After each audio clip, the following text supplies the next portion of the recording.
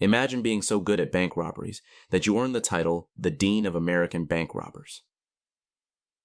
Harvey Bailey wasn't just another criminal. He was a mastermind who outwitted law enforcement during the wild days of the 1920s. But what made Bailey so elusive and successful? How did he manage to pull off some of the most daring heists in American history? And what eventually brought his reign to an end? Well, stick around as we dive deep into the life of Harvey Bailey, the man who became a legend in the world of crime. As the old saying goes, the flavor that holds today may not be the taste that is desired tomorrow. And there is no better example of this than the story of the one-time famous criminal Harvey Bailey, a man who was once rated as one of the most dangerous criminals in the United States, but is now largely forgotten, except among the most dedicated crime historians.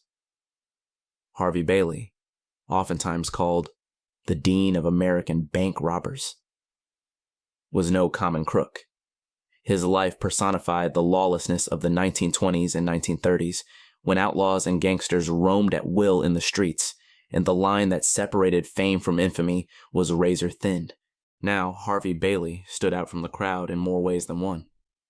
At 6 feet tall, a striking height for his time, he had a presence that commanded attention.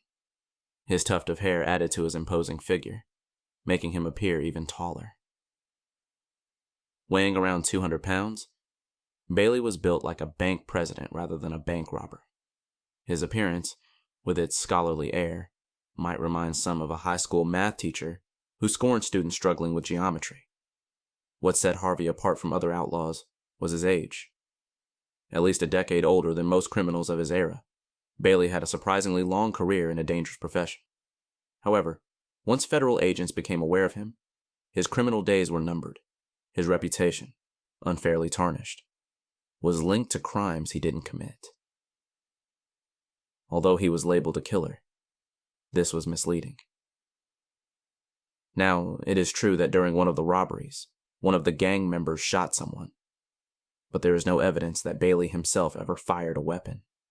His name became linked with violent acts when the reality of his involvement was much less sinister than his notorious reputation suggested. But how did Harvey Bailey, the average man who gave his life to his country in the First World War, make a name for himself as one of the most successful bank robbers in America? Well, it was a chance encounter that set him on the road to a life of crime and ultimately into the annals of criminal history. After serving in World War I, Harvey Bailey returned to the United States, looking to reconnect with old Army buddies. These friends hail from Chicago, a city rapidly becoming the epicenter of organized crime in the early 1920s. Prohibition had just started, making it illegal to make, sell, or transport alcohol.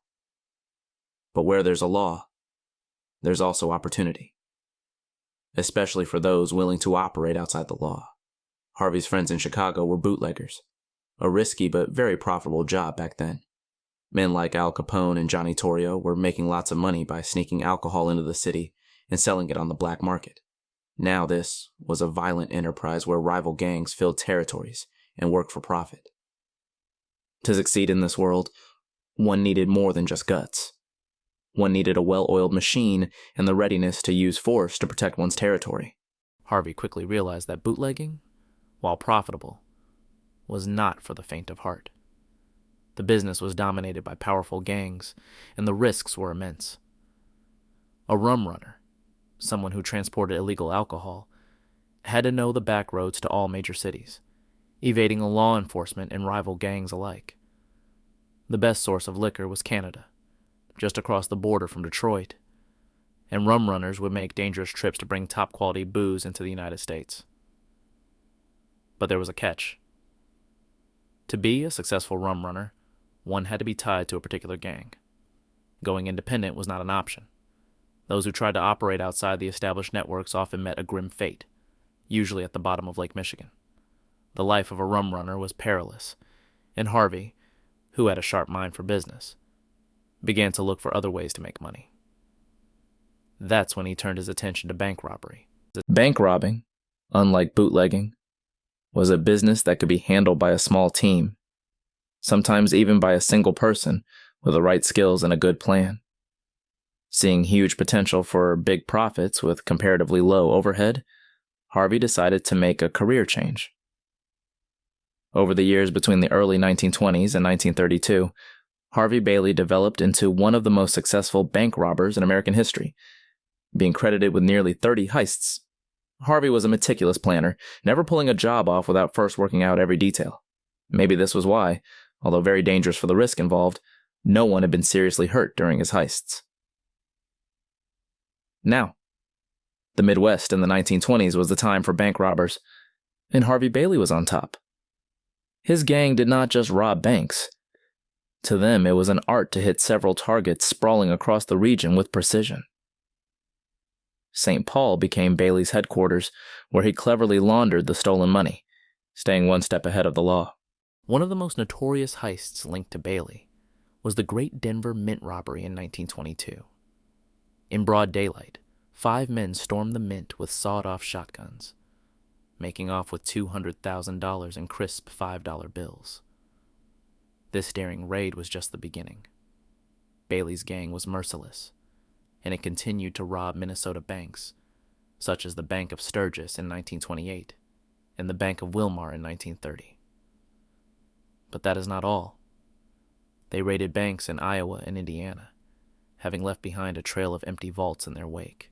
His biggest score came in September 1930, when he masterminded the robbery at the Lincoln National Bank in Lincoln, Nebraska. The take? Over $2 million, a staggering sum at the time. It was the biggest bank robbery of its time, setting Bailey's reputation in stone as a criminal genius. Within just over 12 years, Bailey and his gang became legends, robbing at least 2 banks every year in an era when crime was a way of life. But with great success came great risk. The more banks Harvey robbed, the more attention he garnered from the authorities. But, just so you know, when he first dipped his toes into the world of bank robbery, his partners in crime didn't even know what his real name was. They called him Tom Brennan. And that's how he rolled.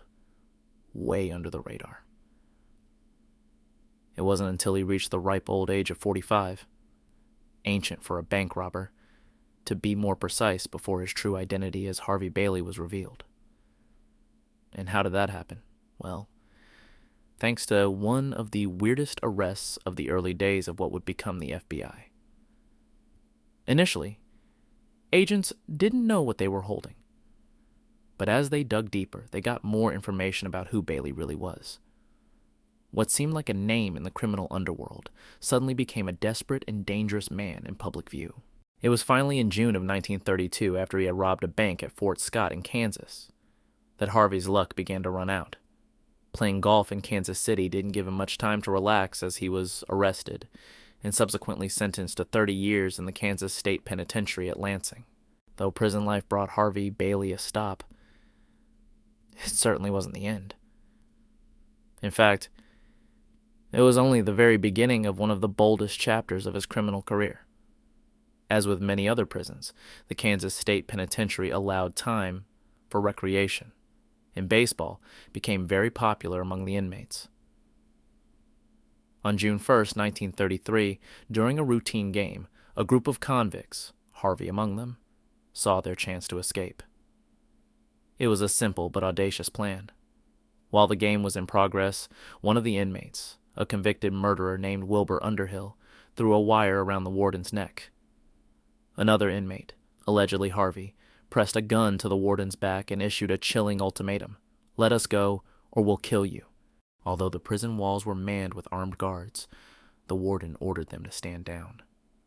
The 11 convicts now made their way across to the prison's guard tower, and then to the outside. They commandeered the car of the prison farm superintendent and headed south, releasing the warden only after they were safely away from the prison. Harvey's prison break was front-page news, but it also brought unwelcome publicity. Only weeks after the jailbreak, on June 17, 1933, a posse of gangsters ambushed law officers at Kansas City's Union Station. The officers were escorting a prisoner, Frank Nash, to Leavenworth when the gangsters struck, killing 4 officers, including a federal agent. It would become infamous in American crime history as the Kansas City Massacre, and although the actual mastermind was believed to be a former sheriff-turned-gangster named Vern Miller, Harvey Bailey was at once suspected. The heat was on, so Harvey needed to keep a low profile and scrounge for money fast. He went to Texas and drove out to the farm of Charles "Boss" Shannon, who had a standing policy of harboring fugitives. However, Shannon's farm wasn't just a hideout. It was also the clandestine location where the notorious Machine Gun Kelly had hidden kidnapped oil millionaire Charles Urschel until a $200,000 ransom was collected. Harvey arrived at Shannon's farm, hoping to collect some money and disappear. Boss Shannon handed him a few $100s from the ransom and suggested Harvey rest on a cot outside the house, a common practice in the pre-air conditioning days of the Texas plains. But Harvey's rest was short-lived. The next morning, he awoke to find himself surrounded by federal agents, their guns trained on him. Realizing he had no way out, Harvey surrendered without a fight. Harvey's arrest was a major coup for law enforcement. Not only had they captured a notorious bank robber and prison escapee, but they also found some of the Urschel ransom money in his possession. This linked Harvey to the kidnapping, and despite his protests of innocence, he was convicted along with Boss Shannon and his wife, Ora. All three received life sentences, as did Machine Gun Kelly and his wife Catherine a few weeks later. The career criminal days of Harvey Bailey were over, but his notoriety would guarantee that he would never have a life in prison like all the others. He began his sentence at Leavenworth, but was shunted rather quickly off to Alcatraz, the island prison in San Francisco Bay, because of his reputation as an escape risk. Between 1934 and 1946, Harvey spent his time confined within the walls of the Rock, surviving the brutal treatment which transformed Alcatraz into the symbolic institution of America's commitment to punishment for the most dangerous criminals in the nation. In 1946, Harvey was transferred back to Leavenworth, and in 1960, he went to the minimum security prison at Seagoville, Texas, just outside Dallas. 4 years later, 78-year-old Harvey Bailey was finally paroled from prison. His long career of crime was finally over. The world was greatly different now from the time when he had been one of America's most feared criminals. Today, Harvey Bailey is remembered as one of the most successful bank robbers in American history. But success in the world of crime comes at a price.